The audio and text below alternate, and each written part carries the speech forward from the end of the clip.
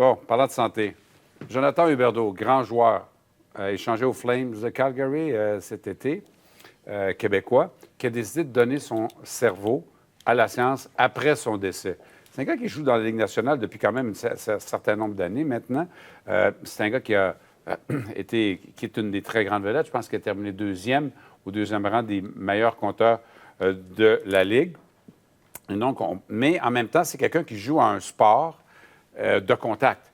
Et il a dit hier qu'il était conscient que de l'impact des blessures traumatiques à la tête, des commotions cérébrales et tout ça, et donc les problèmes que ça peut avoir liés à la santé mentale.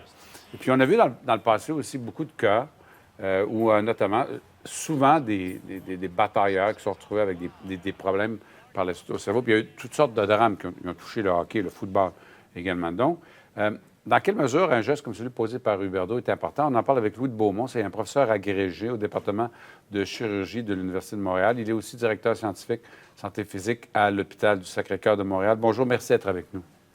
Ça fait plaisir, bonjour. Alors, évidemment, Jonathan Huberdeau, il ramène son annonce. Là. C'est un jeune homme. Là. On ne pense pas que les chercheurs vont se pencher sur l'état de son cerveau avant plusieurs décennies.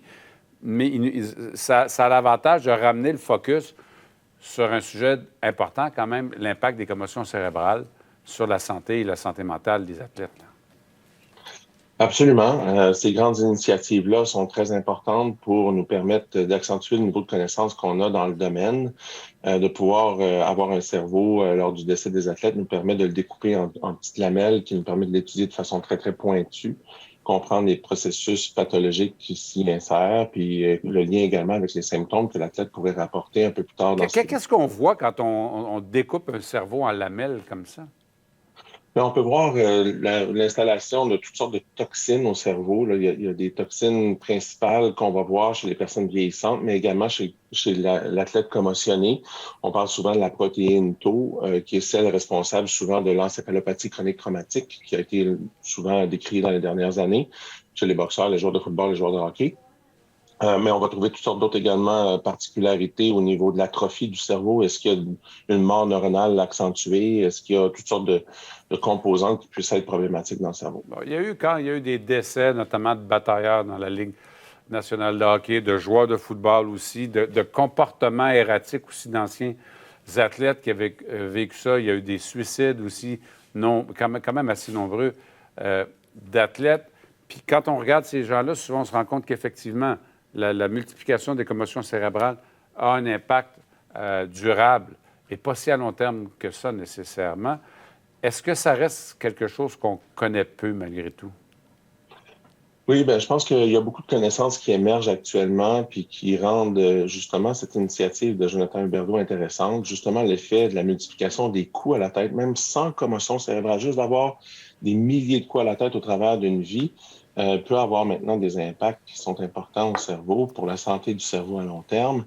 De sorte que oui, il reste énormément à découvrir sur la pathophysiologie de la blessure, être capable également mieux de la lier avec ces comportements erratiques auxquels vous faisiez allusion préalablement. Puis en même temps, je veux dire, dans le monde du hockey, c'est un sport conservateur, là, c'est bien le hockey, où il y a une mentalité, quand ça fait mal, tu es un tough, puis tu joues même si tu es blessé, même si ça fait mal, alors que la douleur est supposée te dire qu'il y a un problème avec ton corps. Mais est-ce que ça n'envoie pas aussi un message aux athlètes? C'est-à-dire que quelqu'un comme Jonathan Huberdeau, qui est un des meilleurs dans sa profession, dit « Ouais, mais peut-être qu'il y a des choses qu'on devrait regarder davantage. » là. Je pense que oui, c'est un message très fort, effectivement. Essayer de comprendre qu'est-ce qui se passe, parce qu'il faut pas oublier que quand on découpe un cerveau comme celui-là, qu'on comprend la pathologie, ça nous permet de le traiter.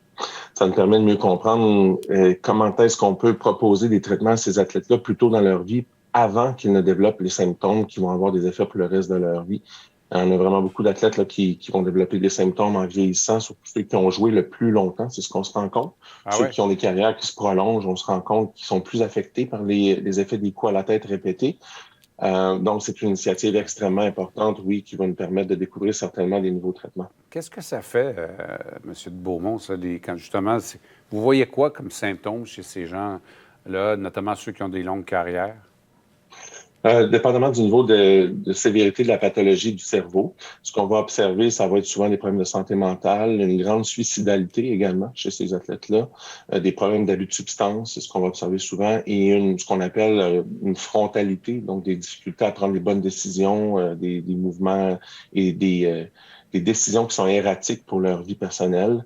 Donc, une vie très misérable à la suite lorsqu'on développe un ECT, une encéphalopathie chronique traumatique, ça va vraiment mener à une vie qui est misérable, des athlètes qui vont dilapider toute leur richesse en très, très peu de temps, Ça, c'est le côté par sombre exemple. du, Oui, c'est le côté sombre du de sport. la belle Oui. histoire du sport qu'on voit seulement quand on suit ça, évidemment, dans les médias. Louis de Beaumont est professeur agrégé au département de chirurgie de l'Université de Montréal. Fort intéressant de vous entendre, M. de Beaumont, puis ça fait réfléchir, bien sûr, sur les conséquences de ça. Merci, là. Ça fait grand Au plaisir. revoir.